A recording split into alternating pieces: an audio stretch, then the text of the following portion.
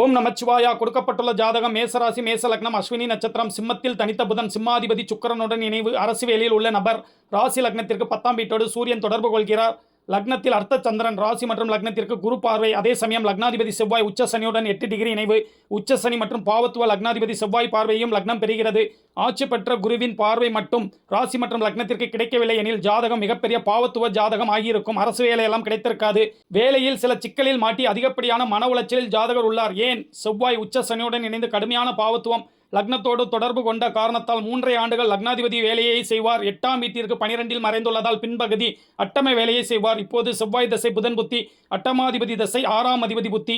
மேலும் வீட்டில் மகன் மற்றும் மகளுக்கு கும்பராசி ஜென்மசனி போய்கொண்டிருக்கிறது. இவருக்கும் அஸ்வினியில் பிறந்த காரணத்தால் 2 வருடத்தில் ஜென்மசனி ஆரம்பிக்கும். எனவே இந்த பிரச்சனை சற்று தொடரும். அவரின் ஜென்மசனி விலகலுக்கு பிறகு முற்றிலும் செவ்வாய் தசை சூரிய புத்தியில் இருந்து படிப்படியாக நிம்மதி பெருமூச்சு விடலாம். ஓம் நமச்சிவாயா.